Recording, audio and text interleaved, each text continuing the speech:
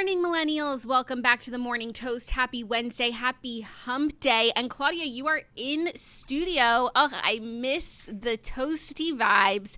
How's it going over there? It's good. Yes, I came into studio today because today's episode, if you're listening as a podcast, right at the end, we're doing a really hard-hitting interview with Brian Kelly, who's been in the news a lot. I don't know if you guys know, Brian and his company are suing American Airlines. American Airlines is suing them. It's like all this drama, and I kind of just wanted to break it down because it's important for us as consumers to know. Yeah. And then we also had to do Housewives chat, and he did top 10, one of the best Housewives impressions I've ever seen in my life of Noella. Jackie, I couldn't breathe. I actually couldn't breathe. I'm sure it's so good. Wow, I can't wait to listen to that. I'm so interested by this American Airlines suit, so I'm excited to watch your interview. Yeah. Because I think it's going to set an interesting precedent, whichever way it goes, because these tools, like the Point Sky app, which is so fabulous, and you should have all of your information in one place, they shouldn't be allowed to take that away. No, totally. And he's just out here fighting for the consumer. And so I just wanted him to have a platform. He's been doing a lot of press, but I want him to sit down and explain because it's kind of confusing. Yeah. And I just think we should be informed consumers. And he's just so funny and great on the podcast. So I figured while I'm in studio, I might as well move things around. And Jackie, we moved our couches so I could sit in front of our neon sign. Underneath our couch, our carpet is bright white. I guess I didn't realize how disgusting this carpet was until we moved the couches. Wow. I mean, it's gross. I think we did know. We just didn't want to know. I'm glad there's a piece of it, though, that is still intact. And I just don't know who these airlines think they are these days. I know. Because it's you guys need to figure your shit out. And the last thing you should be worried about is Brian Kelly making our lives easier. Totally. And you should be interested in making our lives easier as well and not starting stuff with the consumers. So we could be loyal to you. Right, because you make it really hard these days. So it was a very eye-opening interview. It was really fun. It's at the end of the episode. If you're on YouTube, we recorded in studio, so it'll be a separate video. So it was just fun to sit down and chat. And now that we literally rearranged furniture, so I can do this show from here whenever I want. And I think it looks premium. It looks so premium. I am working out my premiumness. You guys, you're not going to believe this, but my Costco order was canceled. I can't with you. I really can't. But I found another vendor. I don't want to jinx it, so it should be here by our next show, which is Monday, because you are hitting the road tomorrow for the N-Log tour. So Thursday and Friday, there is no regular Morning Toast, but there will be Patreon podcast episodes up. We recorded one yesterday, Dear Toasters, for the Patreon. And you guys, you've got don't want to miss it. You've got some questions and quandaries, and we're here to help. We did our best. You don't want to miss it. We really did our best. Sometimes I just feel so unqualified to be giving people advice, especially when they write in and they're actually going through real life changes and problems. I'm like, who the hell am I? No, I feel qualified to give the advice, but it's so hard to get the full picture from, just a paragraph. So we're working with limited information and we're doing the best that we can. But I think we give really good advice. I think we give very Hamish, wise, nothing radical, just good. We're not radical girlies. No, just some good sound advice. Yeah, I agree. Yeah. So you'll check that out tomorrow on patreon.com/morningtoast. But in the meantime, while we still have you, we have a great show, so jam-packed. Yes. Vanderpump Rules recap, Fast Five, of course, interview with Brian Kelly. I actually really enjoyed the Vanderpump Rules reunion last night. Same. Even though I had a lot of problems with some of the logistics, not really understanding why people were recording from home. And then once they were home, they weren't even in the first 30 minutes of the episode. Why? Because I think it would have been annoying to have them chiming in from home. They didn't want it to be a remote reunion again. And I think from what I understood, they were sick, and I think they probably didn't know what it was, or a COVID test pending, or maybe they just had COVID or were exposed in a very real way. And it just, that goes against COVID protocols. So they had to do it from home. But yeah, no, not having Lala just on site definitely was a loss for me. I couldn't agree more. Such a loss. But the worse the season, the better the reunion. Ergo, it's been a nice reunion so far. I agree. I'm excited to talk about it in the TV recap and just generally chill with you, Jax. Love to chill. Are you okay? I love to chill. What's wrong? I'm just so excited to chill. Who hurt you? Chill. Are you going to be okay? No, I'm running on overdrive. This has been the busiest week ever. Yesterday was the longest day of my life, and I capped it off with my Barnes & Noble book club, which was so fun. Just love talking about myself. Taylor Strecker Taylor Strecker 1 year later finally read my book, and she literally finished it like a minute before the Barnes & Noble thing started, and so she had so many questions. I actually had forgotten, like, she played an integral role. I didn't name her in the book, but she was the person in my book who told me at my first shows back at Caroline's that, like, people were planning to protest me doing comedy, and she was like, I can't believe that was me, and she had such a pitch. She was like, should I have not told you that? I'm like, no. This book was not meant to, like, bring up, skeletons. It's all good. Oh my God, that's so. I didn't realize that was her. That seems like such a long time ago. I know. And I'm so glad and jealous of her that she had the experience of reading the book for the first time most recently. She said, she's so funny. She's such a grandma. She was like, I listened to the book on tape. Is that okay? I'm like, the book on tape? Oh, the Audible. Oh, yeah, the audiobook. And I'm like, yeah, girl, that's fine. I worked super hard on the audiobook. Check it out. A lot of the redheads in the Redheads Facebook group ask the question constantly, does it count that you read a book if it's an audiobook? 1,000% yes. 100%. 100%. Don't let them forget. Like, you guys, you need to give yourself some credit. You got to the moral of the story. You read the book. 100, it totally counts, like, in my mind. And anyone who says otherwise is just like a snob. Yeah, for real. Next they'll be saying reading on Kindle doesn't count. Oh, please. Nuts. I actually finished my book last night, Maybe You Should Talk to Someone by Lori Gottlieb, and it was no Good Morning Monster. And did you see that Lauren Bostic and Dear Media are turning Good Morning Monster into, like, a scripted podcast? Yes, I did. That's gonna be so good, with option for TV, which is gonna be so good. You know what's so cool about Lauren and Michael? Like, they told us they were, like, trying to do that, and they actually did it. You know? No, people say stuff all the time. They get stuff done. Yeah. Mm-hmm.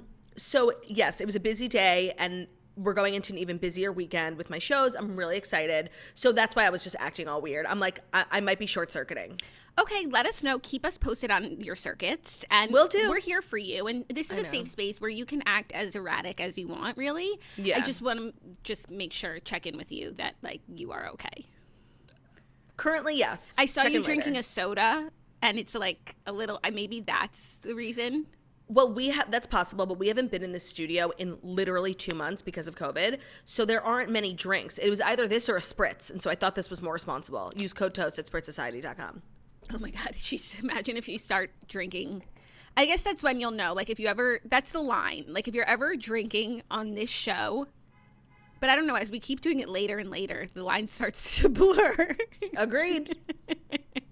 Oh, also, I keep forgetting to mention this, and Ben is going to kill me. For anyone coming to my show at Parks, I want to let you know we will be selling spritz, and there's going to be, like, so many spritz activations. So get there early. It's going to be really fun. Ben has been working on a lot of stuff, and it's my first show that's going to be selling spritz, so I'm really excited. That's going to be such a premium experience for the consumer. Also, if you've not yet tried spritz, you're feeling trepidatious, like, what a great way to try it. And also, what a great buzz to have while you enjoy the NLOG tour. While you enjoy the NLOG tour immensely. When do you leave for this NLOG? Tomorrow morning. Okay, cool. Well, we'll bid you adieu, bon voyage. And I think without further ado... Well, you know what's so funny? Bid you adieu. Do you know that I somehow ended up on Wordle Talk, where people just, like, discuss tips and tricks for doing Wordle? Okay. And something really smart that people do is do you have, like, a go-to word that you always guess first? I have, like, one or two, yeah. So I guess, like, statistically, a really helpful word to use is adieu, because it uses 4 to 5 vowels. So you know immediately which vowels are in it and which are not. That's a really good tip and trick. What is your go-to word? It's either great or price. I don't know why. Mine is ghost. And then, because it has some quirky letters in it, and ST are very popular. And if there's nothing in there that's part of it, then I use the word break. AKE or EAK? EAK, but it would be the same thing. Because it doesn't have any of the same letters as ghost. Got it. Oh, that's so but interesting. But maybe adieu would be accomplishing more. To be honest, like, I just really like the chaotic way that I start. So I'm not going to adapt this adieu technology, but some people are saying it's, like, statistically a helpful way to start. I'm sure it is, but now it also feels a little like cheating, like knowing that. Agreed. So Agreed. I'm just going back to my ghost spooky vibes. Ooh. Will she get the wordle of the day? We'll never know. You didn't get yesterday's wordle. No, that was the first time I didn't get it. I got it on the third try. No, wait, sorry. Yesterday, sugar. Yeah, I got it on the third try. The day before yesterday, grassy knoll. Got it. I got grassy knoll on the 4th try, I think. No, you said 5th. It's fine. On the 5th try? Okay. I sent it to you because I was so proud. So I have nothing to hide. I'm not hiding anything. I'm just... No, I never said you were. I never said you were. Okay. Now, without further ado, even though it's the ado that's spelled differently than the wordle ado, I believe. Yes, I believe as well. It is time for the Fast 5 stories that you need to know before you wake up and take a bite out of your morning toast. And I got my cards back, y'all, if you're watching on YouTube, so premium, I got my cards back for today's ads, because today's ad, I wanted to feel peaceful knowing that I'm going to be talking about calm, and I needed my handy dandy cards. So it's the new year, which means we've all got exercise on the brain, but really what you need is to exercise your brain. Resolve to strengthen your mind with a mindful practice, and just like a new gym routine, you may need a little help from a trainer. That's where Calm comes in. We're partnering with Calm, the #1 mental wellness app, to give you the tools that improve the way you feel. Clear your head with guided daily meditations, improve your focus with Calm's curated music tracks, and drift off to dreamland with Calm's imaginative sleep stories for children and adults. If you go to calm.com/toast, you'll get a limited time offer for 40% off Calm Premium subscription, which includes hundreds of hours of programming, and new content is added every week. So you can use Calm for a multitude of things. I obviously use it for sleep. And one of my favorite stories to listen to is this, like, I don't know who it is, but it sounds like this really old, wise man talking about the lavender fields in Provence. And it's just so gorgeous. And I fall asleep to it quite frequently because I have a lot of trouble sleeping. And that's what I use it for. But you could use it for meditation. You could really use it for a lot of things. And they do a lot of cool partnerships throughout the year with like different celebrities. It's just a great platform. And it's great to it's worth the subscription.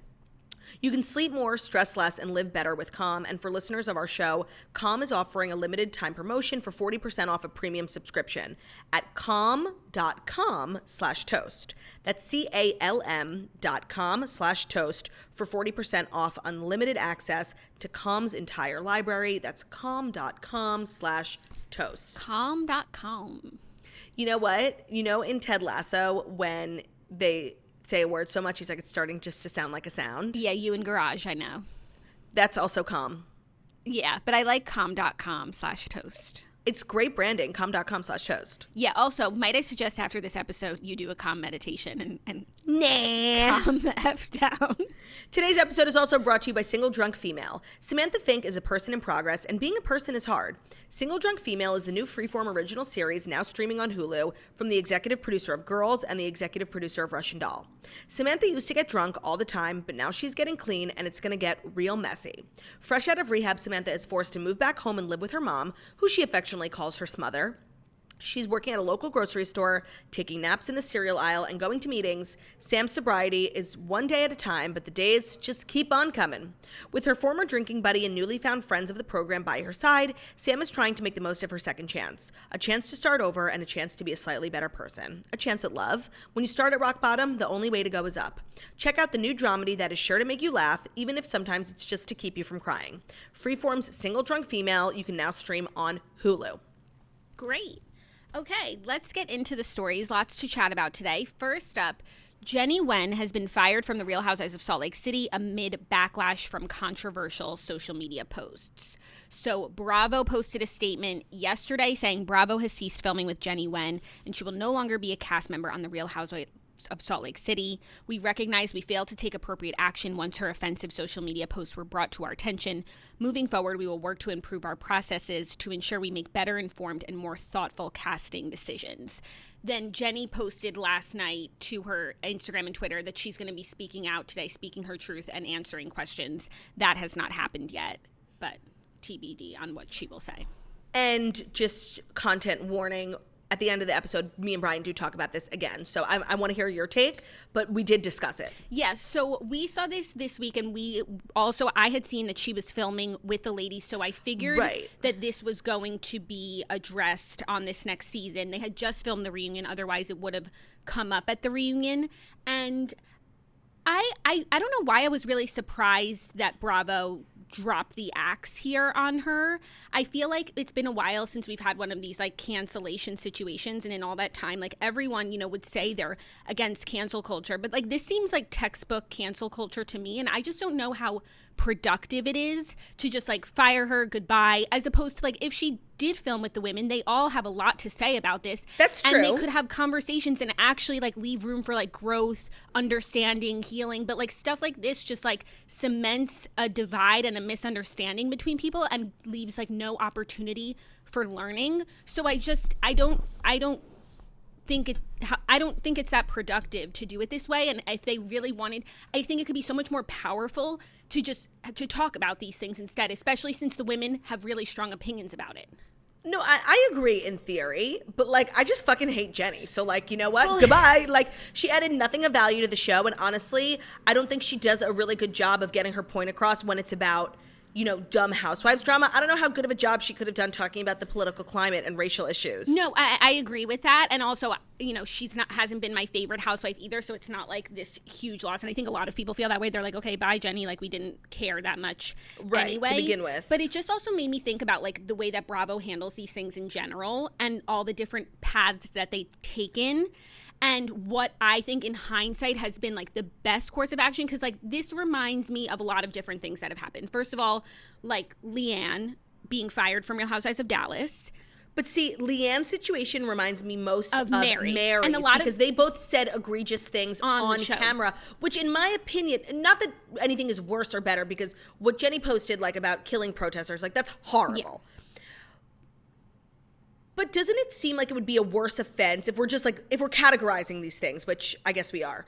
Doesn't it seem like a worse offense to say something derogatory and racist on the show? Yeah, no. And that's why I was actually really supportive, even though I'm super against cancel culture. Like, I actually thought Leanne going, like, was the right move. Yeah, at the time. But then it's like, okay, so let's also talk about what happened with Mary this season and how she offended Jennie and everyone. And the Mexican community. Right. Oh, right. And everyone would have expected that she would be fired after the reunion for those comments, because it's really like the same thing as what happened to Leanne, but that we never got there because she didn't show up to the reunion.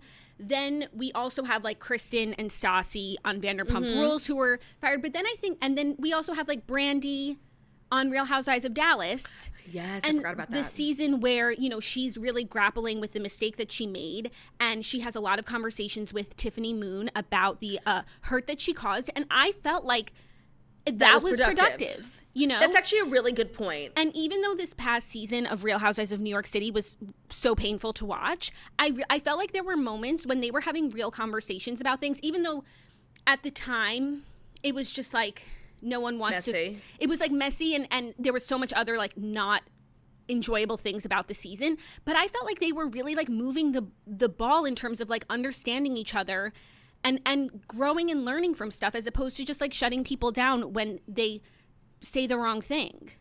Yeah, I mean, I guess we have to hear where Jennie stands. Like, it's very possible she said she's going to tell her truth. Like, is she going to come on and stand by what she said, even though she did already release a statement? And she apologized. Yeah.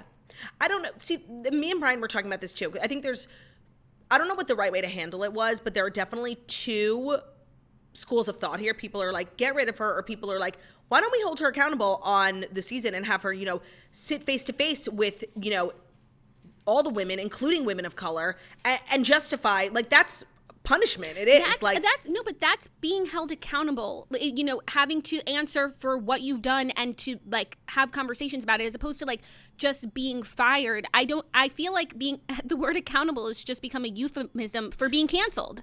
Yeah. No, I hear you. I don't know what the right decision is, but personally, I don't know what the right decision is. I'm down with the firing because she sucks. And yes, I'm not going to miss her as a housewife, though you know I'm going to miss Carlin. I know that this whole thing was really tough on you for Carlin. But also, like, I take umbrage with Bravo for a number of reasons here. Like, so first of all, back to the Leanne thing. I feel like they waited to see, like, how the audience was going to feel about it before they made a decision. And then this season, like, really the exact same thing happened with Mary Cosby. And if Bravo had any scruples, they would have fired her the next day after those comments were made, because like that's the precedent. So it just feels like they sort of wait around to see what everybody like wants them to do, and it doesn't come from a place of like they feel this way or they have strong principles. It's just like, oh, well, it's performative. It's actually the definition of performative, and there's been a lot of critical feedback for Bravo, especially as it pertained to this issue. Like, if you read their comments on the statement on Instagram, people are calling them out, like, hard. I agree with you. Like they don't have like a template that they follow. They just like see what the reaction is and go with it. Yeah, they're spineless. Yeah, they have no scruples. I completely agree. Also, like they go through extensive background checks, these women. That's how Noella even found out that her husband was in debt. It like blew up her entire life. Like, so I mean, I can't imagine that they saw these posts and they hired her or but how do you not like to do it? It's messy. Doing like someone's social media history is like the textbook background check these days. So I don't understand. I agree. No, it's been handled very poorly by Bravo, and it's eliciting different reactions from people, but I think overall the message is like, okay, but what about Mary? And also a lot of the comments are, okay, Ramona. Me and Brian were talking about that at the end of the episode, because like you can't that's the thing, it's like there's no equality, like not equality, but you know what I mean, like they're not handling each situation the same. Yeah, but also I feel like Ramona messes up a lot on the show and says the wrong thing quite often, is often like very ignorant and offensive and doesn't realize, and she has moments of learning throughout the show, and like I do feel like from years ago, like she is a more understanding, sympathetic person. I don't know if everyone would agree with you on that, but I hear you. You know, I feel like there's like opportunities for the viewers and for the ladies themselves to like learn from these situations, and I don't know that just like firing her just like that was ultimately does anything productive or leads toward healing in general. We're so divided. Like let's bring people together and have some hard conversations. Yeah, I think maybe they would have taken that route if Jennie was a housewife worth saving. And that's really, at the end of the day, that's what it comes down to. I'm sorry. Okay. She was not a housewife worth saving. I think she gave nothing. I think that's a fair assessment, and that could also explain why Ramona sticks around. You know what? Because say what you want about Ramona, she's deeply problematic. She is entertaining. She provides value to a franchise year after year. Say what you want about her, but we're always talking about her. I have not had one thing to say about Jennie this season except cringe. Yeah, and Carlin. Sure. Yeah, but Carlin's got her Science Saturdays, and she'll be okay. She's going to be fine. Yeah. But Dewey might be, looking for a new sister wife. And then also it's like, so she said last week on the show that she broke her husband's ribs in a fit of anger. Oh my God, I totally forgot about that. Like that, what? That was giving Bronwyn. Like, what? Why? Why are we letting an actual abuser on the show? It was so weird. So again, just like their scruples are all over the place. Agreed. Oh my God, I totally forgot about that. She's just so problematic. She has to go. Okay, well, she's gone. And now they're down to 5 women. Who knows if they'll bring someone else on. But then also yesterday, Heather and Jen Shah were spotted like outside Mary's church filming, like looking for Mary. Yeah, also Meredith like responded to a tweet because someone was like, you shouldn't even be on the show. Like, you don't even like these women and you're always walking away. And she was like, no, like, you're right. So like, is she leaving also? Yeah. I don't know. She is above it, in my opinion. She is. Maybe they'll bring in some new people. I mean, I think they have to bring in new people now. So we'll see what happens. But it's not going to be Jennie. No, but it's also interesting that they're filming while the season is still airing. It feels like a very quick turnaround, does it not? There's just a lot happening. It does, but I also feel like Bravo is needing to like make up for lost COVID time. Yeah. You know, plus with everything like changing by the day with Jen Shah, they don't want to miss anything. Right, because we've totally gotten off track like of that storyline. Oh, yeah. Goodbye. Are you ready for our next story? I am. I really, really am. Kanye West is sitting down with Jason Lee of Hollywood Unlocked and sharing that he stopped a second sex tape of Kim and Ray J from leaking. The Yeezy designer told Jason Lee that despite his ongoing divorce from Kim, he allegedly did her the ultimate favor and got the tape back. He said, I went and got the laptop from Ray J myself that night. I met this man at the airport, then got on a red eye, came back and delivered it to her at 8 a.m. in the morning. He said that Kim was so relieved at the sight of the laptop that she broke down in tears. He said she cried when she saw it. You know why she cried when she seen it on the laptop? Because it represents how much she's been used. It represents how much people didn't love her and they just saw her as a commodity. A spokesperson for Kim confirmed there was a laptop but denied the existence of any explicit content. They said the computer and hard drive collected were supposed to contain the original video and any unseen footage. After review, there was nothing sexual unseen, only footage on the plane on the way to Mexico and footage at a club and restaurant on the same trip. Kim remains firm in her belief that there is no new second sex tape that exists. After 20 years, she truly wishes to move on from this chapter. Literally. And focus instead on the positive things she continues to do as a mother, entrepreneur, and advocate for justice reform. Amen. I've really had enough. No, this story gives me a pit. And you know what? It feels very icky to me that Kanye is out doing a podcast. And maybe this wasn't his intention or whatever, but he's out doing a podcast just like talking about his ex-wife, the mother of his children's sex tape. Like, seriously, this is like the first time where like I actually cannot defend Kanye. Like, I'm actually upset. I'm upset too. I do feel like when he goes on these podcasts, especially like long form, he's just talking and he's not like thinking about like, you know, what this means and the fact that like after everything that Kim has been through, like to bring it back to the sex tape, also for you to go out of your way to like rescue her, quote unquote, and get the tape back only to tell everyone about it. Mm-hmm. What's the point? So this story just like really bothers me. Me too. And it just, Kim has come so far, and I'm sure it really bothers her too. And you can tell from this statement, they're like fighting back. But you know what? Like Kim, and I think she's maintained this, and I think she'll continue maintain this philosophy for as long as she can. Like, she will not say a bad word publicly about Kanye, but he's making it extremely difficult. Yeah. Yeah. He's being like super... like a dick. And no, just at public these days. Like, he should... Right. The kids, the security guards, they won't let me into Kylie's party. Like... doing the podcasts, like... come on the toast, Kanye. You have something you want to say? Uh-oh. Could we handle it? Of course. Yeah. Yeah, we could. We could. Doesn't bode well. There's a lot... like, he's just every day it's something new with him and Julia. And it's just not a recipe for success. I'm over it. Over it. And I'm it's feeling inauthentic, to say the least. It's giving inauthenticity. Yeah, it is. So that's that on that. Are you ready for our next story? If it's the next story, that's brought to you by TurboTax. People think unusual circumstances mean complicated taxes, but for TurboTax Live experts, that's what makes things interesting. Maybe you inherited a condo and are renting it out, or maybe you're paid in crypto and aren't sure how it's taxed. For TurboTax Live experts, an interesting life can mean an even greater refund.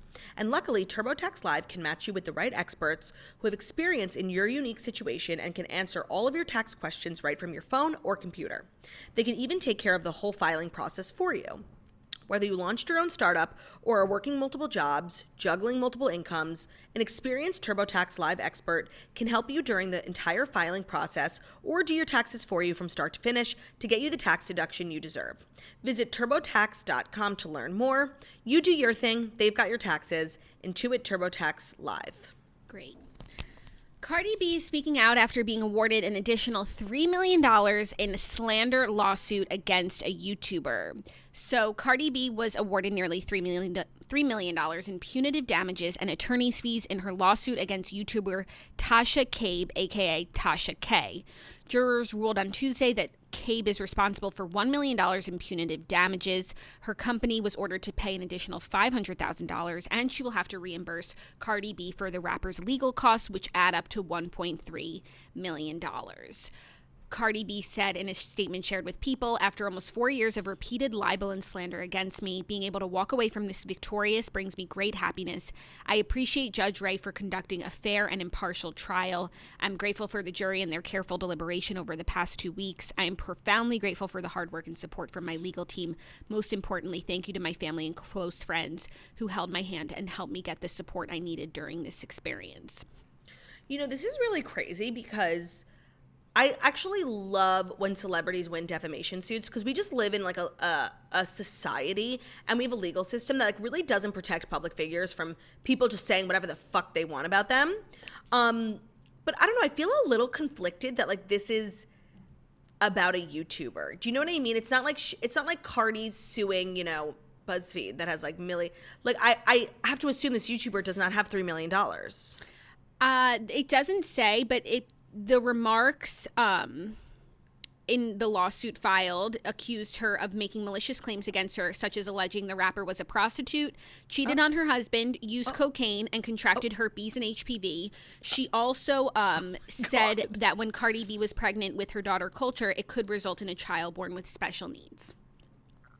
Oh, okay, sorry. I totally take back what I said. And though I don't know this YouTuber, I'm sure it's like a gossip channel. And I'm YouTuber. sure that she has enough circulation, the fact that this even like reached Cardi was on B her radar and like really weighed heavily on her. I think it was a source of a lot of like sadness and depression for her, and she talks about, you know, like the mental health consequences of being on the internet in general for like, you know, kids in school, and she has the means and the resources to fight back against online bullies, and that's what she's going to do.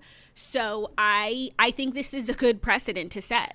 Yeah, no, it's true, and it does definitely make you think about like social media personalities as news sources and like where the accountability lies. Like honestly, my first thought when I saw this was like Dumois. Yeah, you know? Yeah. It's like this gray area where you're not a news outlet, but you have an enormous platform, and sometimes like you're just saying blanket things, and does that include you? Like, could you technically be liable in a defamation lawsuit? And I think this sets like an interesting legal precedent. Yeah. I don't know how it works like all the time, but it's definitely an interesting crossroads. You know, it's just like a first time thing. It also reminds me of like Heather McDonald and the Jim, what was his name? Jim Bellino. Yeah, like she and Shannon, and she actually ended up winning her lawsuit, which was like a huge thing for podcasters. But it's just like this gray area that we're now in, where like podcasts and like this kind of grassroots type of media has just as much influence and as much of a platform as like major news outlets. So like, are we being held to the same standard? It's just like an interesting conversation. Yeah, it is. And I think that, you know, these cases are very hard to win. So for the celebrities, so, you know, there was clearly defamatory. What disgusting thing to say. Like, oh my, no wonder like it obviously bothered Cardi. Like those are horrible things to say. Yeah. Yeah. So little bit of justice. Wait. Got my gavel. Justice! Oh. Has been served. Nice.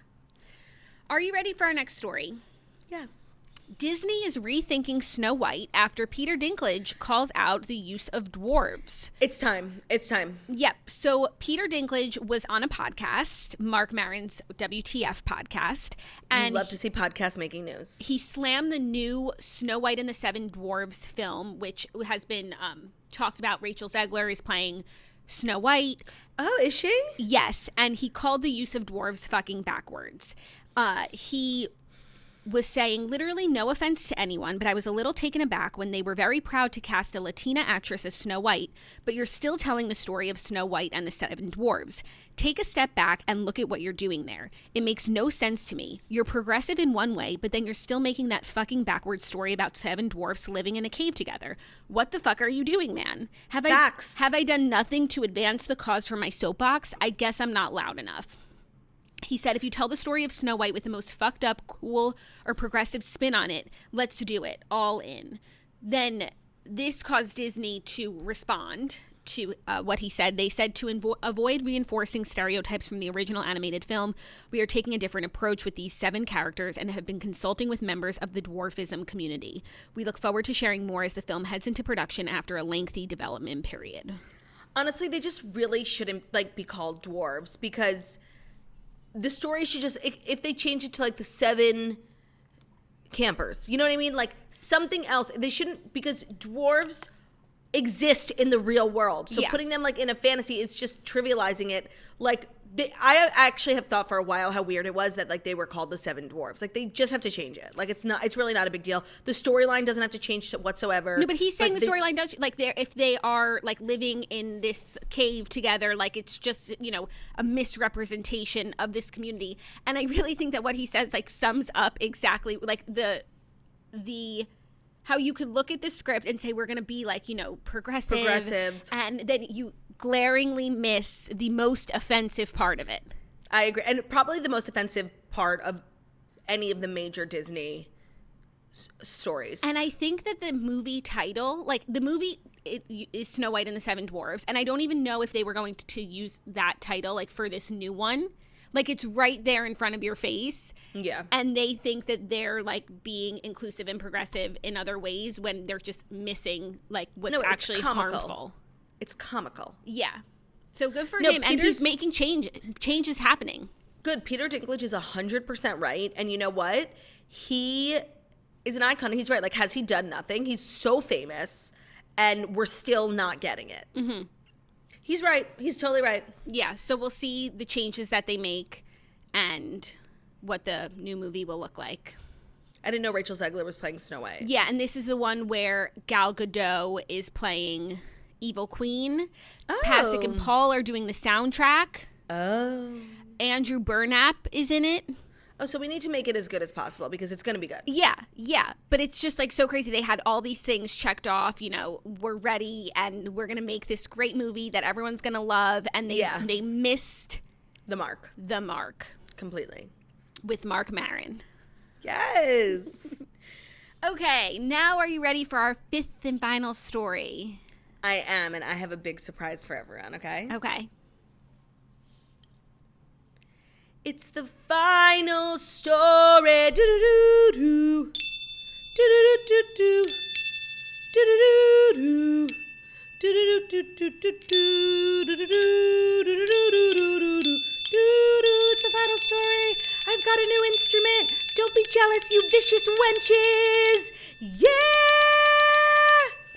And that's magic number. That was beautiful. What instrument is that, Claudia? I'm not sure. It was a gift from Artem, our production coordinator, and it's from Treeworks, handmade in Nashville. I don't know. It's like a tabletop triangle. It's beautiful. I feel like the principal at Grace, you know, like. Yes. Good morning, Rydell High. Yes. Love that. That is some smooth sounds. That's really should put that in their app. Such a sweet and thoughtful gift. I'm getting mine today. I'm really excited. I know. I'll lull Bruce to sleep with it. Hey, Bruce, come to heating pad. Bryce on ice. Bryce on ice. Bryce on ice. Bryce on the ice. Amazing. Our fifth and final story, switching gears completely, which you know I love to do. Mm-hmm. Starting in 2024, U.S. students will take the SAT entirely online. Oh, I guess that's accurate. I can feel that. The SAT, a college admissions exam long associated with paper and pencils down, will soon go all digital, starting in 2023 for international students and 24 for U.S. The new digital SAT will shrink from 3 hours to 2, include shorter reading passages, and allow students to use a calculator on the math sections. You're kidding. Yeah, I mean, at this point in technology, you can't say you're not always going to have a calculator with you, though I would imagine that this will mean that the math section will be harder. Yeah, that's true. But you know what? Like, I actually feel really jealous. Like, the shorter time, doing it from home. Those were some of the worst Sundays of my life. Like, getting up so early, hours and hours of tests, and, like, the little snacks you had to eat between. Like, I fucking hated taking the SATs. Tests will still take place at school, though. But students will be able to choose between using their own devices, including a tablet or a laptop if they can get one. Oh, so it's not from home. It's just digital. It's just digital, or the school's devices. Okay. But I feel like what's to stop eventually from being from home? There are all these new technology platforms now that like where people like in college were taking exams and like the computer is like watching you. And you can't open other tabs. And you can't like, I don't know, and cheat even though like what's to stop you from having something like right next to your computer? Having a textbook literally next to your computer. I don't know. Maybe just the honor code? Nah. That's really curious. I wouldn't trust the honor code with these kids. Yeah. How you need a 360 camera. Yeah, but I guess if you're on the computer in school, there's still a proctor. Yes, of course. I'm not worried about it for that. But when people were doing exams from home, even though they use these like apps that make sure that they're watching you, I have something right here.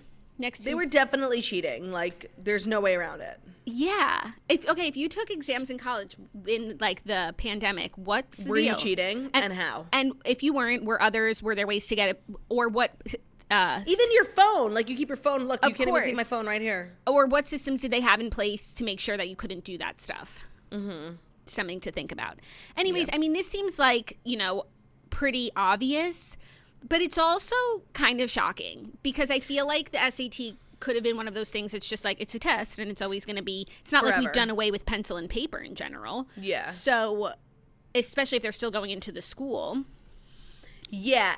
And I do feel like in some situations it might be more helpful to be on a computer, but like for a reading section, reading on a computer is like not really ideal.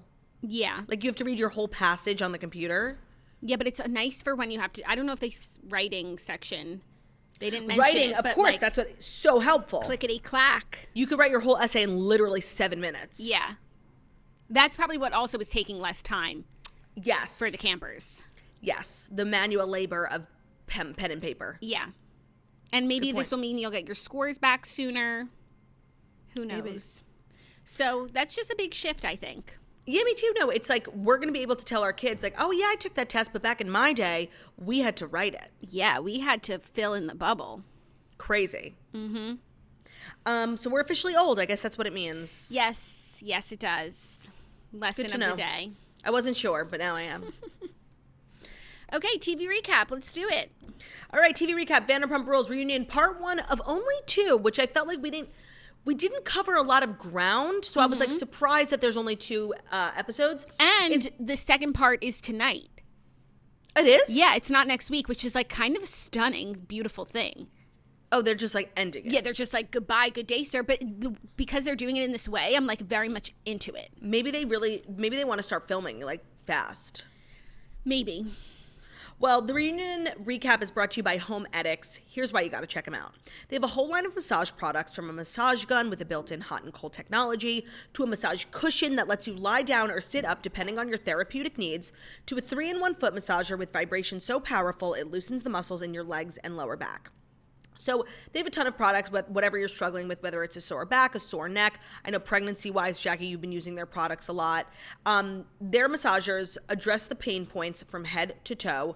I have tried their massage cushion, which is a unique experience that I've never experienced ever before, just like laying down on my couch and getting a full body rub down. It's insane. It's so worth it. It's just great to have like products that really target. I have lower back issues because of my enormous breasts.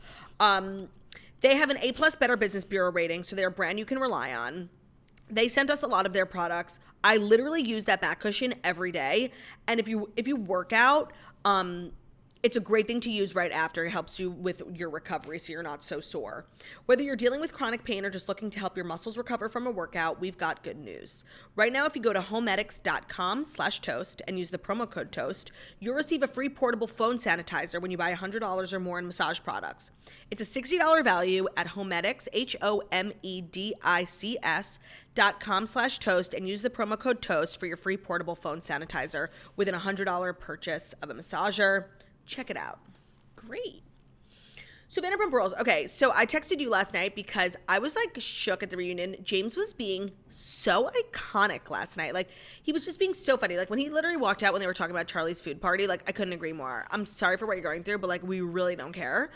He was being so funny when Raquel was like, do you want the ring back right now? He's like, sure. That's a Bitcoin. That's a Bitcoin. Which is, he was just being really funny, and he was also being very genuine and earnest. And I know it was, I guess I didn't realize that like Raquel really broke up with him. Yeah. And that was my biggest takeaway from the evening. Yeah. No, he was being really honest on all counts, and I appreciated it. I agree. When he stormed off because he didn't want to talk about curry and samosas, I was just like, none of us wanted to watch it or either. And even when Andy like asked Charlie the question, he was like, viewers, you got a lot of positivity about how open you were about your food struggles. Like, can you tell us more about that? Because still, like, I don't know what they are. Well, also, why was Charlie like a full-time cast member? Like, aside from that food thing, she was not involved whatsoever. Well, they just need like warm bodies. People, Yeah. I think that if everybody else had shown up to the reunion, she would have had like a I guess moment. if Brock can be there, then she can be there. I'm sorry, Brock was the whole season. Brock is an my animal. least favorite person ever. Oh, I just can't fucking stand him. And now him coming for James, and James is like slowly becoming one of my favorite people. Same. I'm just like, no. It was really sad to hear from James and Raquel, but I agreed with Tom Schwartz. Like, it takes a lot of courage to make that choice right now and not to, like, let years go by, or, you know, you don't want to disrupt what's comfortable or uproot your life. And I have so much respect for the two of them, especially because you would think they're two people who, like, they're living this LA life. They're on the show. It's seemingly fine. It's not terrible. Easy for them to stay together. So many people are invested in their relationship. And instead they're taking the harder path. And I have a lot of respect for that. Also because, like, not even just in the public eye of dealing with a breakup, but, like, going through a breakup. You know, a lot of people just, like, keep going back because it's like, I don't want to be alone. Did you get the vibe that, like, Raquel might be leaving the show? Yeah, because she was saying, like, she wants to work and she doesn't want to, like, the LA life is not really good for her, what's best for her. I have so much respect for Raquel. Same. The flashbacks, the way that she's grown over the years, she's, like, it's a really wonderful thing to witness. It's not something you get to see from people that often because, you know, not a lot of people have, like, all this years of footage of their life, but, like, she really has grown into a wonderful, self-assured, but still so sweet woman. And that was lovely to see because I think sometimes reality TV has the opposite effect. I agree. It was like a beautiful moment. Yeah. And I definitely felt like she might not be returning. Yeah, especially now that they're not together. James is obviously staying on the show. That's even harder on a breakup when, like, you're trying to move away from someone and they're in your everyday life. I think that it would be best for her. I'll miss her, shockingly. Yeah, me too. But I think she should go and she should do the things that she wanted to do with her life. And this will have just been, like, a fun interim thing that she did. I also just get the vibe, like, she comes from family money and, like, she doesn't need the show. Oh, I mean, I get the vibe that her family is not at all impressed or interested in her being on the show.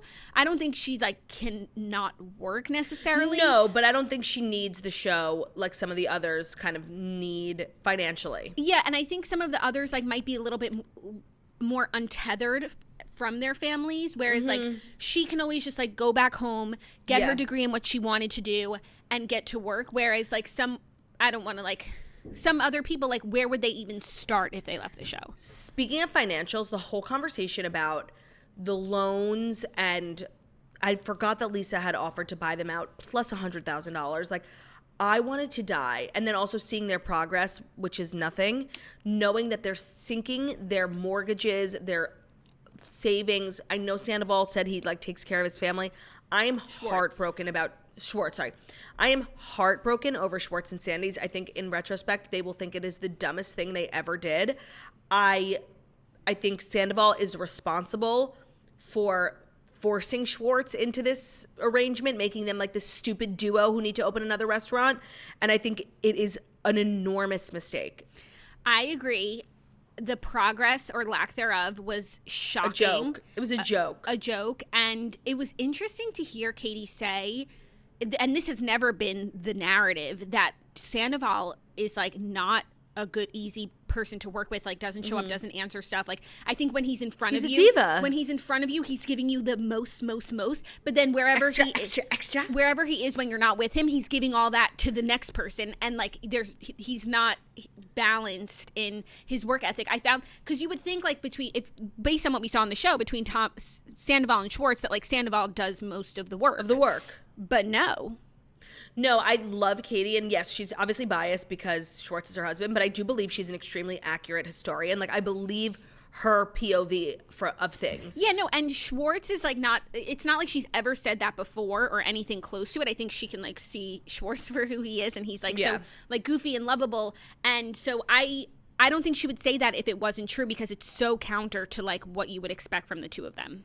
Agreed. I thought they all looked really great. Sheena, is just awful, like, really awful. But I didn't know about her birth story, and I actually thought it sounded really similar to Olivia. Yeah. With the preeclampsia, and I actually I had a lot of sympathy for her. But like, I don't know why she dies on every hill. Like, she can't just like really let anything go. Like, even with the TV thing, it was funny. Like, let it go. Oh my God, it was funny, and it was hysterical, actually. Yeah, it was really crazy to watch like her minions turn on her. I don't think she ever expected that from Charlie, and that's why I'm not like fully out on Charlie, because sometimes she just surprises me in the most I respect it unexpected ways. Yeah, and she has a lot of it's true. Like you would have thought last season like she was a mini Sheena, but like she said, I'm not Sheena. And oh my, she had actually some great one-liners. I don't need attention. I'm not you. Yeah, she was being like kind of funny. She was, and it was like Sheena's like world was like crumbling around her when even Raquel like couldn't lie for her. For Danica. And what did Danica do? Danica. What did Danica do to Sheena that meant cutting her out from everyone's lives? I have no idea. And like, sounds like Danica's really toxic. Sounds like we need her on the show. Sounds like we need her on the show. Yeah, the show needs more juice. Toxicity. No, it just like needs more people, and it's yeah. I don't know where they're gonna, and I think they realize like nobody wants actually new people, you know? No, they don't.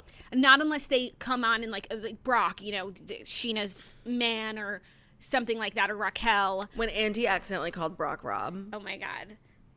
Iconic. Love to see it. And you know, I've said it once and I'll say it again. I've really been enjoying Lisa Vanderpump this season. I think this new hybrid role she's taken on as like a mentor is so the role she should have been playing for the last couple of years instead of fake boss. Agreed. But so really not a lot happened, and that's why I was so surprised. It was giving part 1 of 3. But it's part 1 of 2. Yeah, I think they're just kind of like getting it over with. Maybe because the season like didn't perform well or something. But the more that they're being brusque about it, the more interested I am. If it were 3 parts, Agreed. I would be complaining through every part, because that would have mean we got even less last night. Like, I'm excited to watch again tonight, to put the season behind me, and I hope they start filming again. But I hope they make a few changes. Have you ever thought about like if they brought back Stassi and Kristen? No, honestly, for me, like, it's over, especially Kristen. Yeah, I guess Kristen like doesn't really fit into because Lisa just like really fucking hates Kristen. Yeah. But Lisa and Stassi, I know, are close. Like, I guess I could envision a world where Stassi came back, but you know what? I don't think it would work in anyone's best interest. Like, it's over. Yeah, or Jackson Brittany. Beyond over. You know, Brittany maybe, but it was weird that they even asked about them. Mm-hmm. Like, that was, it felt like the questions were just like so random. But watching Jax like in the flashback like just took me back to another time. Say what you want.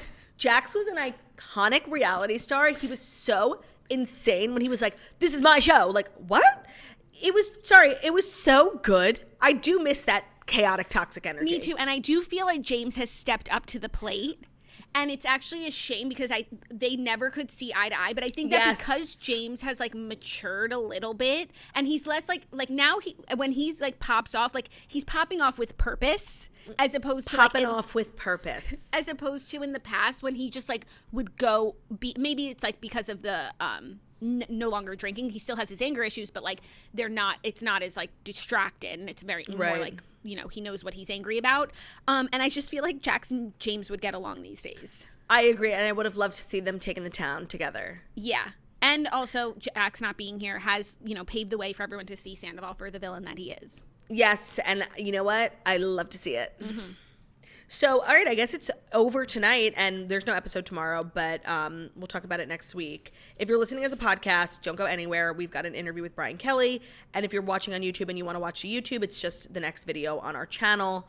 And that's our last show of the week, you guys, because I'm headed to Philly and DC. I can't wait to see you guys. I'm very excited to be back on tour. It's going to be so fun. Brian's coming. Counselor's coming. Ben's coming. I heard Counselor's coming. Counselor's only coming to parks, but it's going to be a full family affair, and I'm very excited. That's really exciting. I hope you guys have a great weekend. Well, we're going to miss you, but take care of LC. Okay. Be a good little camper. Will do. And we love you guys. Thank you so much for listening to The Morning Toast, the Millennial Morning Show, where we deliver the fast 5 stories that you need to know every Monday through Friday on YouTube. So if you're watching this on YouTube, please feel free to subscribe and give this video a thumbs up. We're also available as a podcast anywhere podcasts can be found. So that's Spotify, iTunes, Stitcher, Public Radio, iHeartRadio, CastBox, all the places. So wherever you listen to podcasts, find us The Morning Toast and leave a 5-star review about how beautiful, stunning, and smart we are. Hope you guys have an amazing hump day. Oh my, we didn't even mention that it was hump day. That's how busy the day was. Have an amazing hump day. Enjoy the rest of your week. We can't wait to see you guys out on the road this weekend. I love you. Goodbye. Goodbye. And if you're looking for more content from your girlies, head over to patreon.com/morningtoast. If you join Patreon today, there's literally so much content there waiting for you. You could watch, to start it right now and be done on Monday when we come back with the toast. So patreon.com/morningtoast. Love you dearly. Claude, you want to hit us with a little musical outerlude?